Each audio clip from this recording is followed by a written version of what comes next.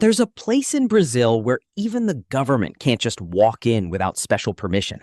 A place bigger than several European countries, covered in forest, where illegal miners, tribes that have never had contact with the outside world, and one of the hardest mountains on the planet to climb all share the same piece of land. And no, this isn't fiction. This is real, sitting in the far north of the Amazon, right on the border with Venezuela. And the reason almost nobody can set foot there goes way beyond just it's dangerous. Today, I'm going to show you the 10 reasons this region of Brazil became one of the most isolated and unreachable places on Earth. Some of these reasons come down to nature, which is brutal out there. Others are about politics, illegal gold mining, indigenous peoples protected by law, and even a mountain that stayed hidden in the clouds for centuries. By the end of this video, you'll understand why this untouched area still exists today, inside a country with over 200 million people. Let's get into it.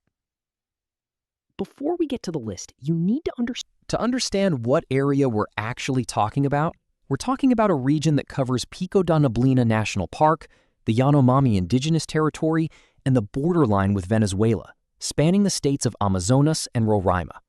This region combines dense forest, extremely tall mountains, rivers almost nobody has ever navigated, and an international border sitting in a zone with barely any state presence. It's basically a hole in the map where the normal rules of Brazil don't really apply the way you'd expect. Number 10. The forest there is physically impossible to cross without help. This isn't an exaggeration. There are no roads. There are no marked trails.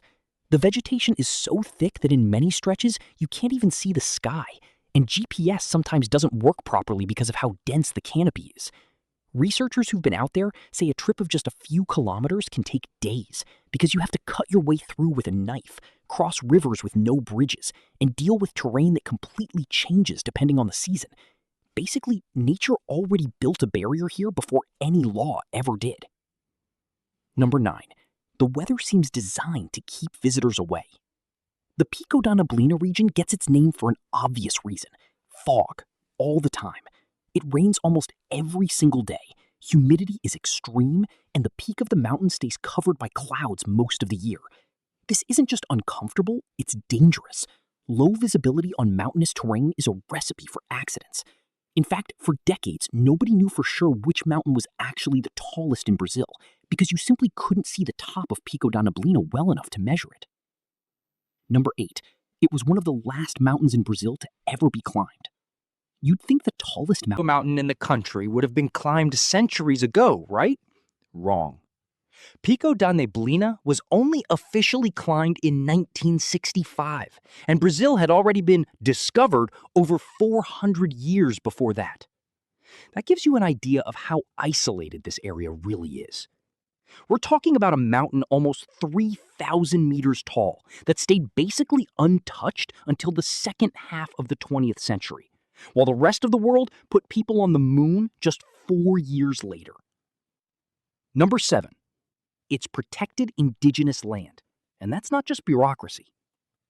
A huge part of this region is the Yanomami Indigenous Territory, the largest indigenous territory in Brazil, bigger than many small countries. Entering there without authorization isn't just illegal, it's treated as a serious crime, because it's directly tied to protecting human lives. The Yanomami have a legally guaranteed right to live in that territory without invasion, and the Brazilian government, at least officially, strictly restricts access for anyone from outside, whether that's a tourist, a researcher, or a company. Number 6. There are peoples who have never had contact with the outside world. This is the kind of thing that sounds like a movie, but it's real. Inside this region, there are isolated indigenous groups who have never had direct contact with modern society. The official policy from FUNAI, Brazil's Indigenous Affairs Agency, for these groups isn't make contact, it's the opposite: protect from a distance and prevent anyone from getting close. The main reason is that these people have no immunity to common diseases, things like a simple flu. A basic cold that's nothing to you could wipe out an entire village that's never been exposed to that kind of virus. Number 5. Illegal mining turned part of the region into a silent war zone. This is where the story gets heavier. In recent years, thousands of illegal miners entered Yanomami land chasing gold, using illegal aircraft and rivers as access routes. This created violent conflicts, mercury contamination in the rivers, and a health crisis so severe it became international news. Access to this area today is even more restricted because of this. The government tries to block miners from getting in, and at the same time blocks anyone else from outside too, because there's simply no way to guarantee anyone's safety in there. Number 4, the border with Venezuela is practically uncontrolled. A large part of this area sits right on the borderline with Venezuela, in a remote region called Serra do Imeri. And here's another problem: very little military presence, terrain that favors smuggling, and political instability on the Venezuelan side that only makes things worse. This creates a strip of land where it's extremely hard to know who's coming in, who's going out, and what's actually happening on both the Brazilian and Venezuelan sides. Number 3, diseases you wouldn't expect still exist there. Malaria is basically endemic in this region. That means it's present year-round, not just the occasional outbreak. Add other rare tropical diseases on top of that, no hospital or health post for hundreds of kilometers, and you get an environment where a simple infected cut can turn into a life or death emergency because the nearest rescue could be days away. Number 2, the terrain is brutal even for experienced people. It's not just thick forest. The Serra do Imeri, where Pico da Neblina sits, has rock walls, trails that require technical climbing, and areas where there's simply no path at all, just jungle. Expeditions Trying to reach the summit average more than a week of walking just to get to the climbing point, and that's with a trained team and logistical support. For anyone unprepared going in alone, it's basically an invitation for disaster. Number 1, the Brazilian government itself bans most people from entering. And here's the main reason behind all of it. By law, access to Pico da Neblina National Park is extremely restricted, requiring authorization from ICMBio, Brazil's Environmental Protection Agency, and in many cases, entry is simply denied, especially in the part that overlaps with Yanomami land. This isn't a case of there's no road, it's a case of you're not allowed.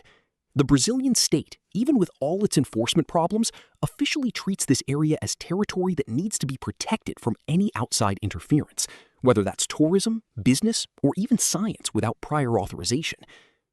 And here's the part that's honestly the most striking.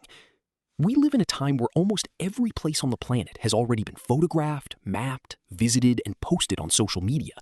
But this region of Brazil is still, right now, in the 21st century, a place where there are human beings living exactly the way people lived hundreds of years ago, who have never seen a phone, a road, or a city.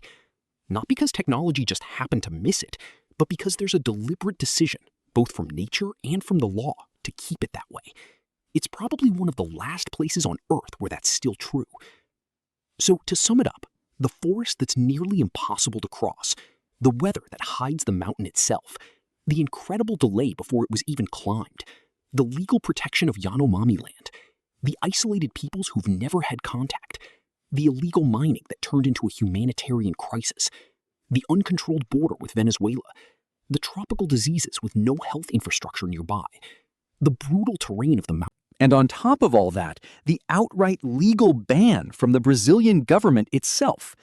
Put it all together, and you understand why this region remains one of the most closed-off and mysterious places in Brazil, even while sitting right inside its own national territory.